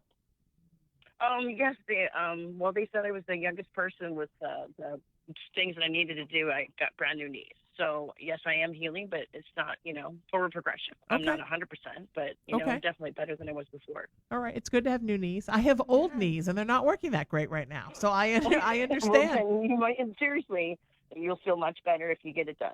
Okay. All right. Good. So that's a lot of it, sweetie, is that you're going through a huge transition. You know, your knees spiritually signify, one knee signifies the stability of you within you, and the other knee signifies the stability of others in your life. So knees are very emotional things. Yes. And so it doesn't surprise me that in this transition period, it's been hard for you to land on work, because the universe so wants you to heal right now and to make that your priority. And as soon as that healing is better even than it is now, and it's not far off, then the job opportunities will come in. But the universe didn't want you to go in early and start working and mess up these knees, because this is such an important thing for you. Yes. I'm rubbing my own Well, I knees am- as I say that. I'm very blessed and lucky and thankful that I have brand new knees, because I already can recognize I'm more able to do things. I am not short of breath. I'm not in so much pain. So again, I am blessed because I know I can, you know, achieve some of the little things that some people still can't. Yes. Absolutely. Um, And what I keep getting with that too, and just echoing and adding to what Sheena shared, I keep seeing number one, I'm seeing a 3. I'm seeing a 3, 4, 3, 4, 3, 4, which for me and related to the timeline, right? As of right now, if things keep moving forward, and you don't continue to be on the path that you're on, of course, there's free will. So if you decide to suddenly say, peace out, I changed my mind, I'm moving to Belize, changes things. That being said, I'm seeing a 3 and 4. So it feels like, and again, it has a bit of a month energy. So I feel like definitely within the next 3 to 4 months, but it feels closer to the 3. And I feel like that's where you're going to be really finding, or I would not be surprised if by 3 months from now, you're going to be absolutely going to be in either already working the job that you're wanting to go for, certain ones that you're applying for, or you will be getting the yes that you're hired. But I keep getting a 3 with that. It's not too far off. There is still a few more things that you're having to put in place. Energetically, money-wise, I definitely hear everything's going to be fine. You are moving forward. Money is coming. Abundance is here. Keep moving forward. You are supported in this area. I'm also seeing, too, if you haven't already, I'm seeing some really interesting, at least 2 more applications. There's probably going to be more, but I see 2 really strong applications that you're going to be either putting in or recently put in, or they feel quite close. One might be a week and a half to 2 weeks out, give or take. So you might see a new kind of job pop up for you. But definitely keep reaching out and sending things out. And anything that maybe on surface doesn't see exactly what you normally would be going for, what your idea would be. This other job I'm seeing you in that's going to be more long term. It's definitely in the field of where you're moving into, but it feels a little higher up. So it feels like you might end up actually going in at a different position than you maybe initially would have thought. But you're going to be moving like it just kind of reminds you of like going up the pyramid a little bit, moving up the ladder. So definitely just like keep saying yes, yes, yes to opportunities, yes to anything that's resonating. But again, definitely 2 really strong ones. And again, 3, definitely for 3 months from now, 3 to 4, give or take. But again, it's super strong around the 3 for me. And it does feel closer than like say March, which sometimes can show up as a number. Feels like timeline wise. So that's what I'm picking up there. Also with the knees, Tanya, there's one thing I think that would also really help you in your continuing healing process, but something that will also help you in kind of getting that momentum moving forward even more, is actually opening up some of the meridian energy around the knees. Because when you've had knee replacement surgery, and I've done this a lot, worked with other past clients of mine who have had knee replacements, and this has been extraordinarily helpful. But there's just really simple techniques that you can energetically start to move more energy through that area, which in turn will release some of that stuffy feeling, or energetically stuffy, because that area had a pretty big trauma, even though it's in the end better, but the physical form definitely can have it's a big deal to have your knee surgery, period. This year of yes. Also had shoulder surgery, so I had my torn rotator cuff. All the the other one is torn too, but I don't want to go through surgery. All the finicky joints. I need to go to work. All the finicky joints hit you all at once. Yeah. Doctors told me it's just my genetics. It's not because I use them. It's just because I have sucky genetics. My mom, my mother, and my father are hereditary. Do you have from using or anything. Did you have and I'm only 49. Now with I just have to ask because I can't quite see it, but did you ever have either hyper, or any slight bow-legged in the past? Is there any type of that in your family? Not that I know of. I don't think you know of. Are you aware of with knees? Like, I mean, your knees are great now. Don't get me wrong. But I'm just curious about that, because there's to me those have to do with alignment as well. So that's why I was asking that question. And especially for, as you said, the finicky rotating, moving. Finicky joints. All the finicky joints with all the pieces and parts are falling apart. It's like when you buy one of those. No cartilage in my knees. That's why they had to replace them. There was no other way to do it. I was running full marathon. Oh, baby girl. Okay, well, let me, I don't know if you can see. Are you? Can you see the camera, or can you see the video by chance? Yeah, I'm watching you guys and talking. Shauna's going to put her hand in her shirt again. Here we go, everybody. There go the ratings. Take it off for me, girls. Yes, and. You make my heart so happy. Share some goodness there, and share some laughter. I love it. Amen. Good for you, baby. So, with the knees, I don't know. We're just gonna make this fancy. So you're gonna take both fingers like this. You're gonna put two together like so, and then it's not like the camera. Am I able to stand up? Okay. Sure. I don't know how much of you will see. Let me go look at Facebook and see if we can still see you. But you got to make sure you can talk into your microphone so we can hear you. This is gonna be fun. I see you guys. I love your smiles. Okay, so this feels like a little clown. This will be a little Okay, clown I think she's mascot. getting up now. Let me All look right, at the Facebook and make sure your head's not cut off. Okay. She's holding the fingers up because we're a Hold the little fingers. behind here on the. Here she goes. She's getting up. I think you're going to have to bend over a little bit because see how there's only that much headroom. Dun, dun, dun, dun, Oh, dun, nope, dun, nope. You're dun, full dun, in view. You can be all the way up. Yep. Bow now, bow. Bow now, now. Yep, 2 fingers. Yes. Lightworkers fingers. Unite Rock. and a striptease. Okay, yeah, you can be seen fine. You're fine, sweetie. Okay, so You this guys is. are best blessed for my day. Thank you. Best present ever. I love it. It's gonna be super sexy. I'll leave my clothes on. Oh my goodness. Oh my fault. So you're gonna take 2 fingers. This is normally you'll do this seated. You won't be super cool and stand like this. 2 fingers. 2 fingers. And you put one. You're gonna you imagine this is on the ground, and you're gonna put 1 finger right here, kind of where you find that little divot. Yeah. In your joint, right in that center middle area of your knee, and you're gonna align that on the other side, like so. So one side's gonna look like that, and then I'm just gonna. You get my point. So there it is. Art school. Here we are. There you go. So, Okay. And so what you're going to do is you're going to put both fingers on either side of the knee. And while you do that, what you're going to do with the fingers aligned, you're going to very gently, with barely, I like to have it personally touch the knee. You're not going to put any pressure, though. You're just gently touching. And you're going to start to go counterclockwise. Start to make small circles counterclockwise. Very gently. Oh, okay. And then when you just go counterclockwise, kind of clearing out that space, breathe. And then when you're ready, gently switch and go clockwise. Opening up that space, opening up that energy, allowing there to be more flow. And if you want, you can then shift it and go backwards. Again, going counter again. And then just kind of do that in your own time, and then you're going to go forward. I feel better already just rubbing myself. I love it. Yes. Sometimes you just got to rub yourself. Boom, boom, boom. Rubbing yourself You guys is very are too important. much, man. That was just a whole healing process all in itself. I love it. And you are healed. What? Love it. Love it. And I love it. Yes, and Sweetie, then do your other knee too. So don't forget, you want to Yeah. do both. I Don't was forget doing to both at the same time. keep rubbing yourself. One Actually, person. have one person rub one and you rub the other.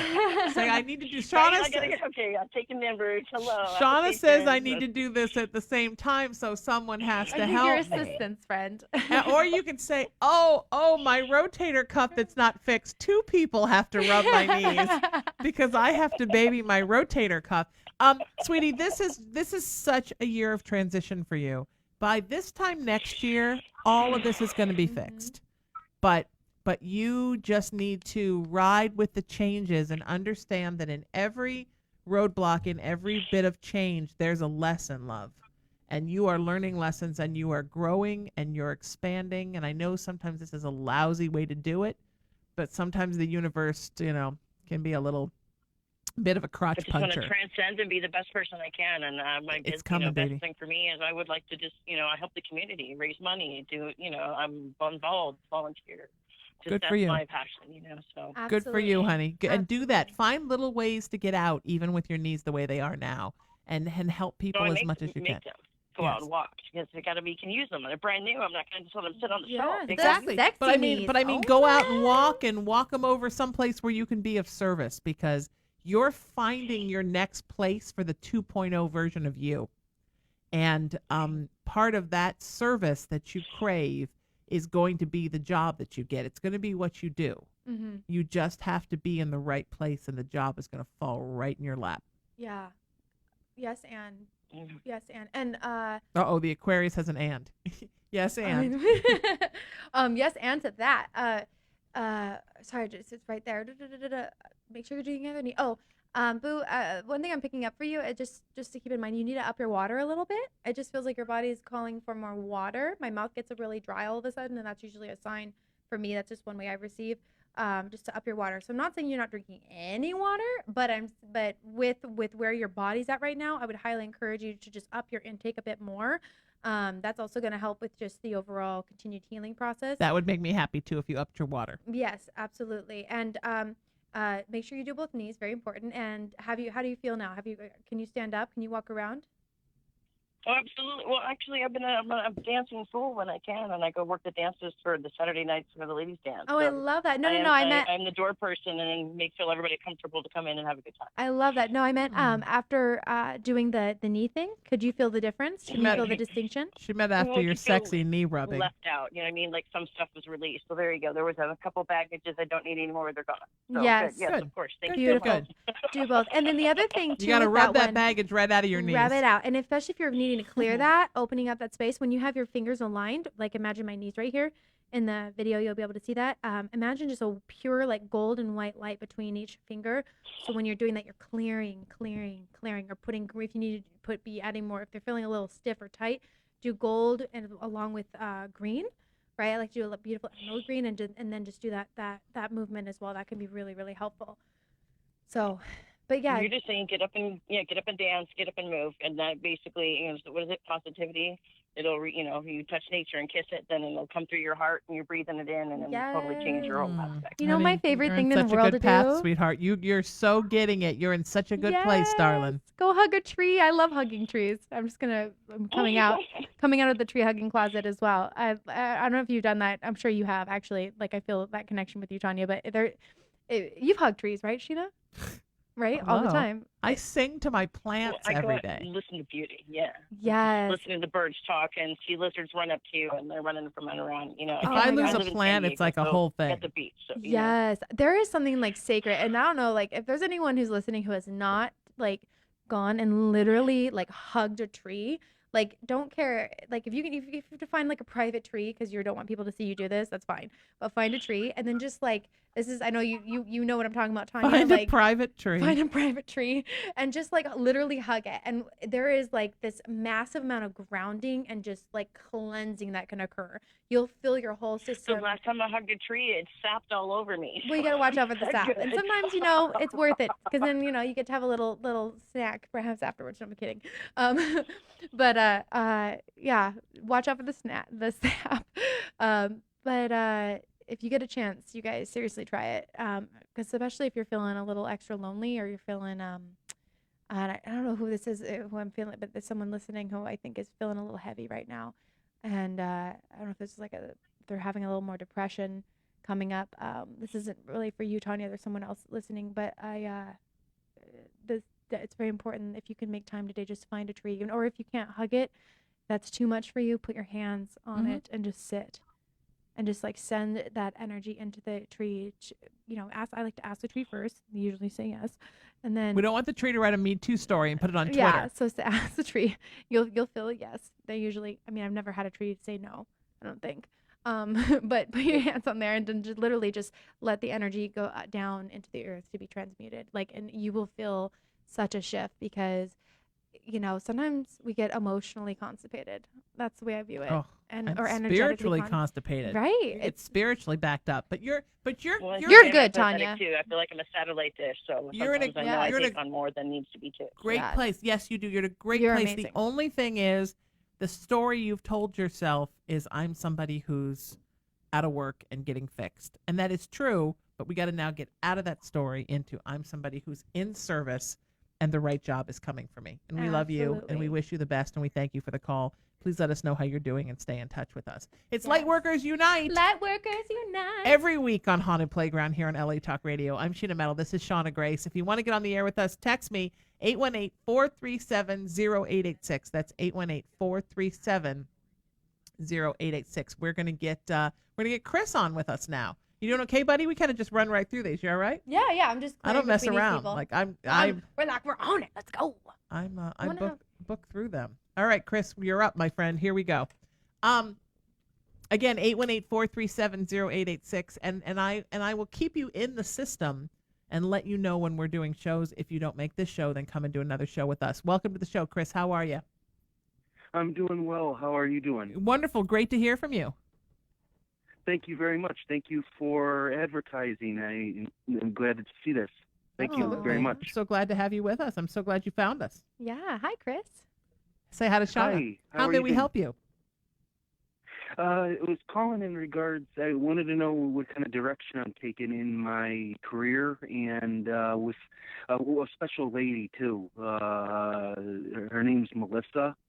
And mainly my main area of concern is love and career, both.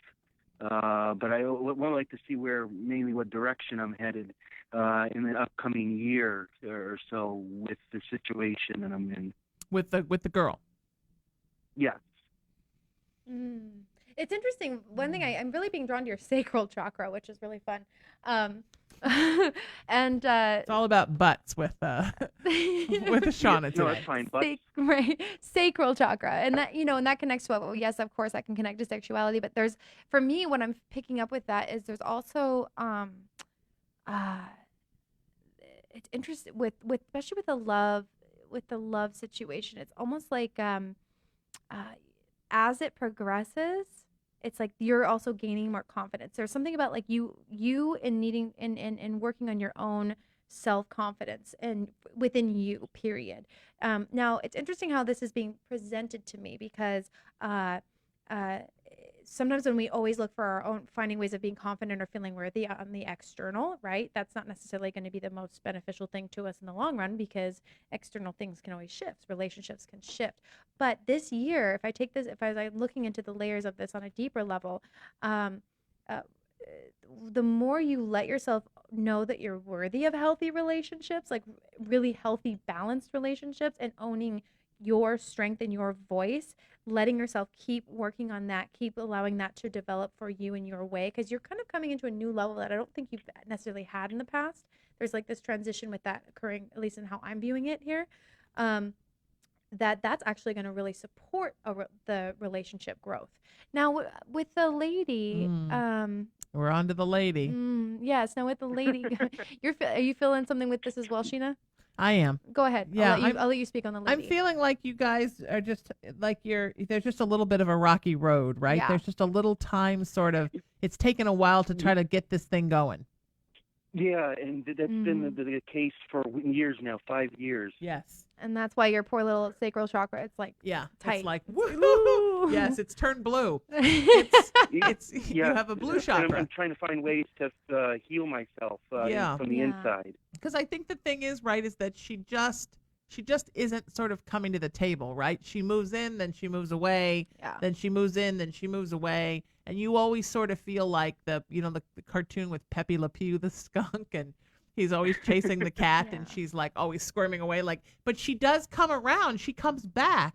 But then when you're ready to go, then she disappears again, right? And so it's sort of keeping you in this constant place of like holding your breath and chasing, and it's hard, right? Well, the disappearing act is the one main area where it becomes tough to adjust to on a psychological level, because it affects your mind, your body, and your soul. Do you ever feel like you're being used? Have you ever thought about that, Jason? Like, even if it's an completely unconscious on her part, do you ever feel a little taken advantage of? Oh. In some sense, I do. I don't really think it's usury, though. No, it's not conscious, but it's like this back and forth. I think she just doesn't have it in her to come to the table and have an adult relationship with someone. I don't think it's for a lack of your connection. Yeah. I don't even think it's a lack of her, like Shauna said, I don't even think it's a lack of her wanting it. I just think she can't do it because she just doesn't have it. And one of the hardest things, I think, in life and in our work, and certainly has been in my personal life, so I'm speaking from experience, when you have a super intense soul tie with someone, and you can feel it and they can feel it, and it just feels like everything's meant to be. And that's what's going on with you guys. But for some reason, one or the other person just can't come to the table. It's like it works on a spiritual level, on a three-dimensional level, somebody just can't do it. And it's one of the most frustrating things because it just feels like it's supposed to be perfect. And then it just doesn't work. And it's so hard because the way that the two of you are tied together by your solar plexus chakra, it just, you keep feeling her there even when she's not around. And you keep expecting, well, why isn't this working? When universally, it just feels so much like it's going to work. And it's because human beings have the three-dimensional free will. Yep. And sometimes, as much as we know, and as much as when we're not here, when we're home and we're not embodied, you two might be the best of lovers, the best of friends. there's something about this incarnation and she's stuck and she just can't get over her stuck. And in a way, she almost doesn't want to get over her stuck. It's become her comfort. Her problems have become her comfort. It's like the devil you know and the devil you don't. She's become addicted. She's addicted to her own pain. Yeah. And that's a real thing. And that connects to, because here's, sorry, my mind's going so much faster than my mouth. That's okay. With you, Jason, too, that being said, that's why I bring up that like feeling, because again, it's not fair, and from my viewpoint, it's not healthy. It's hard, Chris. You're in a hard place. And you deserve someone who's willing to be there. And it's not saying she's not in other ways. She's wonderful and there's a connection, but when there's an imbalance where you're the one always giving, wanting to be there, it's not like you're just supposed to say, okay, well, I'll just wait for you to come back. That puts you on hold. And sometimes it's in the end, as with everything, it takes two people to tango. And if one's not willing to tango and to take the steps that needed to help for their own healing and in service of the relationship or the situation, then you kind of have to, with love, let go. Okay, and understanding to let go, it can be kind of hard, like you were mentioning. Yeah. It's, if it affects your, inside, you have to techniques, I would say, to help prepare me, to let go finally. That's the most thing that I've been trying to find out, more activities in my day-to-day life where this is going to help me get over this, because it is very tough. But I incorporate it with my career because it falls in line with my career right now, because we both work together. Yeah. And that's the tough part. That's why I'm wondering, okay, am I in the right career field right now? See what happens if you... See what happens. Sorry to interrupt you, Jason, but see what would happen if, just first off, step one for now, when it comes to the career thing, maybe just for funsies, okay, I'm just going to put it that way, look at what other job openings are coming out. What other things are out there? Not saying you have to do anything or move anywhere, but you're just going to start looking, saying, universe, God, what else is possible? What else is in my highest good? What else could show up for me? By simply taking that step, things are going to move forward. Also and I have been doing that too. Beautiful. I have been looking in different other fields as well too. But it's just in the back of my mind, like you have this. We wake up each and every morning. You have a responsibility on what you're supposed to do each and every day for your employer, and then you have a love interest in the back of your mind and back. Do you live? You guys don't live together, right? Do you guys do not live together, correct? Or are you? Yeah, we do not live together. Okay. No. So that's good. That's good. The second, but the other thing with that is, here's the thing with that situation, Jason, and I can really relate to that, especially when it comes to like soul connected relationships that maybe feels a little star-crossed, or it's like there's a little bit of a kink in the running, and you kind of have to start to find the acceptance, and things might be shifting away. Is number one, your body might have a moment, because again, how you said it's emotionally really hard. It literally the way I view it is it connects to that absolute survival vagal nerve in your nervous system, because everything is held within our nervous system, and our nervous system is very responsive. So I would not be surprised if the idea, even though consciously, Jason, you may not see it this way, but the physiological body can respond to a separation like this, or that if you think about, the relationship maybe just being completely friendship or it changing, it can feel like life and death. It's like the body will respond with, and we can have like this overwhelming response. And so that, for me, I often connect that either to some abandonment things in the past, or feeling like I'll never have something again. Now, granted, your thoughts may not be going there in the moment, but the emotional depth and the pain, the emotional fear of the emotional pain can show up so overwhelmingly strong. And so to start off as you're moving forward, Jason, I would definitely remind yourself that you are, like, literally make this your model. Like, I am more than enough. It's safe for me to love myself. It's safe for me to move forward, that the world is not going to end by you letting things shift, because no matter what happens, you're going to be okay. You're going to survive. And this actually could open you up to allowing a healthier love interest to come in. You're just scared to let her go, sweetheart. You're scared to let her go. Yeah. And you need to let her go. Even if she comes back, great. But you need to let her go now because now she's not ready. Okay. And like Shauna said, you're not leaving any room for anything else to come in your life, whether it's new job or new love, because you're hanging on to where you're at with her. Yes, and that's been my whole aspect for about 2.5 years right now. Career-wise, I am moving in the right direction. I am looking at different kinds of other job fields that are out there in different sectors other than information technology, what I work in. But the relationship part has been the most difficult, probably the most difficult in my life, because it's sort of like that high school crush thing or that college crush thing when I was going to high school and college. Like you could see someone throughout the day, but you're taking classes. You have a responsibility. It's just a class, for 30 minutes, 2 times a week. Now it's different because now I value like job as far as a career is concerned.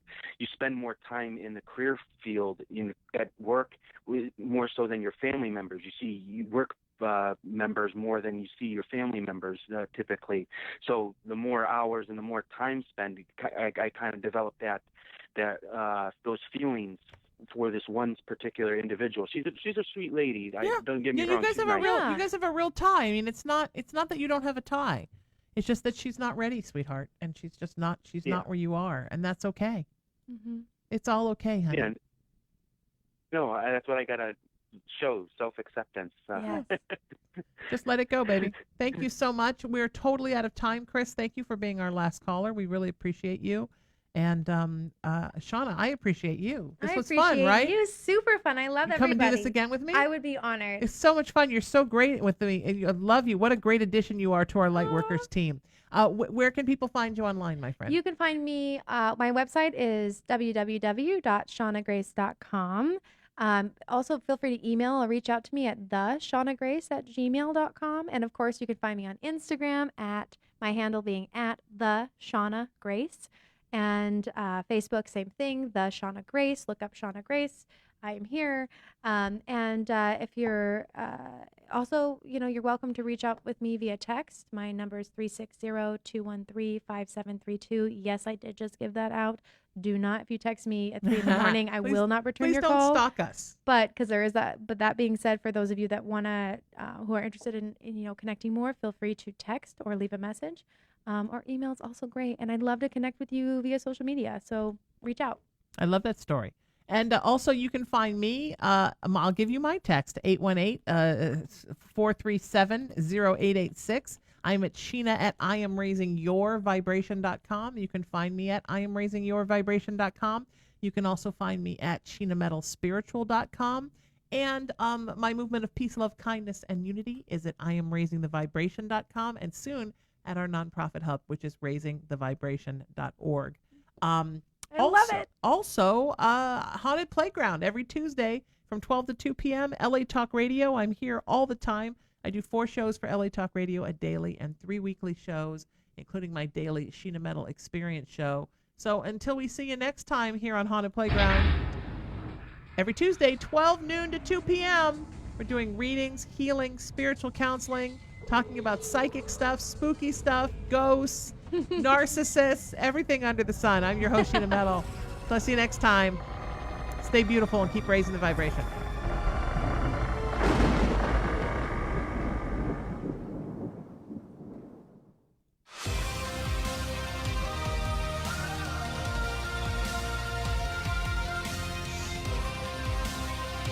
Irreverent, entertaining, cool.